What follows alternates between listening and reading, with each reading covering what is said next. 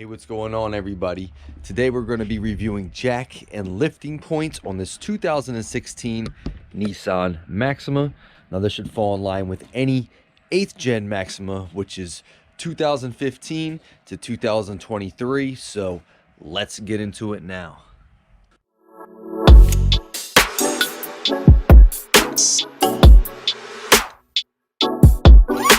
All right, guys, so here is the lifting points as outlined by Nissan in their factory service manual for these cars. Okay, so this is the 8th gen factory service manual for these cars. These are the lifting points depicted in the factory service manual. Now we're going to jump right into reviewing them.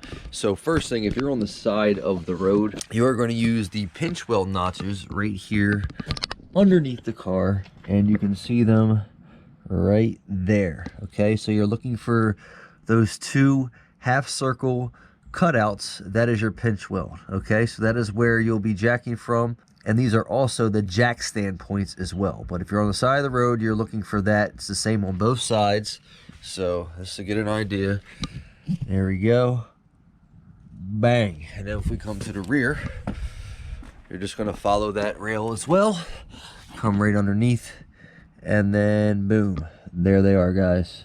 So that is the pinch welds for the rear, and that is where you would be jacking with the stock jack that comes with the car if you got a flat on the side of the road. Okay, so pinch welds is your jack point for the stock jack. So now what I'm going to do is review getting the car safely on jack stands, which requires a garage jack and jack stands, 4 jack stands. So I'll be reviewing the front and the rear garage jack point as outlined in the manual, as well as where we're putting the jack stands for safety. So let's get into that. All right, so of course when you're doing any type of jacking, you want the car on the flattest surface possible.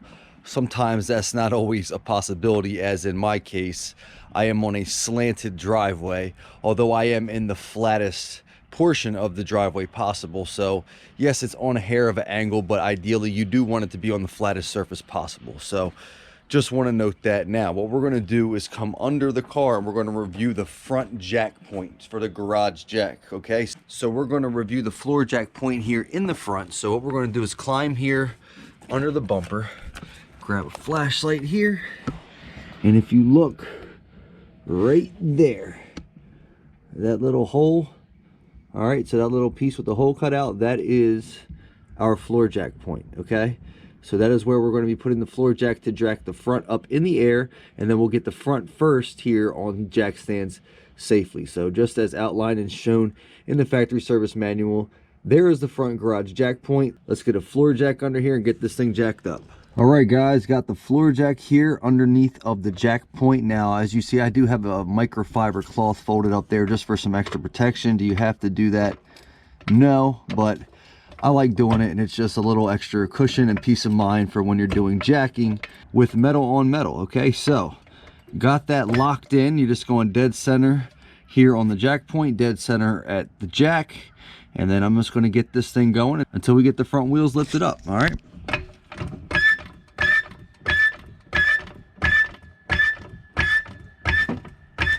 All right, guys, so you can see we got some good gap here between the tires and the ground now from our front jack point here with the garage floor jack. So now what we're going to do is go over to our pinch welds on each corner. Okay, we're going to place our jack stands, and then we'll lightly lower this down onto the jack stands. So let's go place our jack stands and get the front in the air. All right, guys, I just placed the jack stand here, so just slid it right in from the front. Okay, as you see, I do have jack stand pads on my jack stands. That's not a must, but they do help. All right, so I might have to jack that up here just to get that a little higher. There we go. All right, that's exactly where I want it. So I'm gonna place that right there. So we got the passenger side jack stand in place. So now we just got to put one on the driver, and we'll get the front in the air. All right, guys, driver's side here placed. Good to go. Got it right at our pinch weld. Time to lower this thing down and get the front in the air. All right, guys, so here we go. I'm going to lightly lower this jack down, and then it should be resting right on our jack stands perfectly, and we'll have the front up in the air. So here we go. Just barely releasing the pressure. Let that take off while it's landing into the jack stands. You can hear it locking in, and we should be good. And one thing I like to do, especially if I'm only just jacking like the front up, I'll leave the jack in place. So I'll just, you know, let this fall down, then put it back up, bang, lock it in, and then I'll have two different supports. Basically, you'll have the support from the jack and support from both jack stands. So you could do that as well, just leave the jack in place. But there we go, guys. Front is in the air. Let's get on to the rear. All right, guys, we are on to the rear here. So we're just gonna come under the front bumper.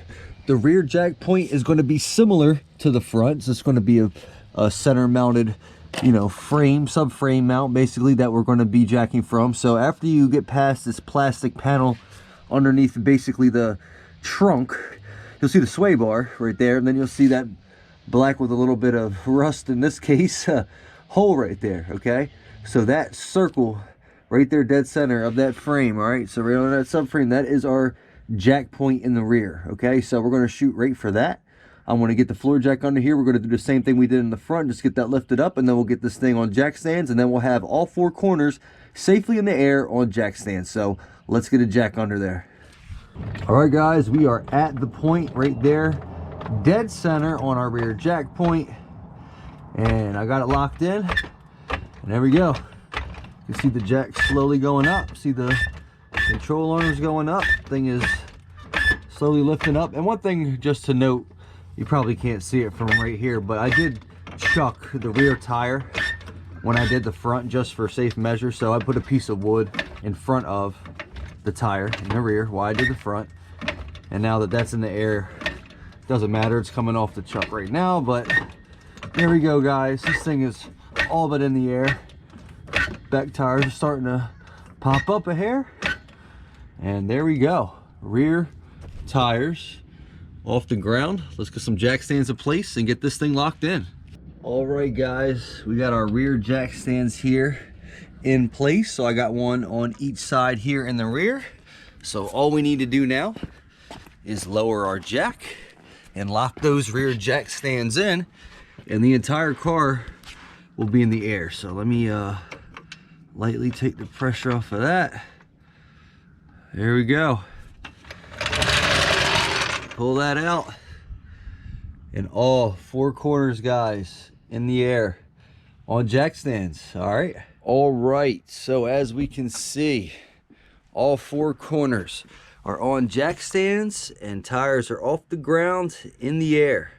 All right, so there we go, guys. Nothing crazy. You got your center point jack for the garage floor jack in the front, and then you got it in the rear, and then you can safely get this thing on jack stands. Okay, so I hope this helped jacking and lifting your 8th gen Maxima. Make sure you stay tuned, because you never know when I might be wrenching on this thing again. And until next time, guys.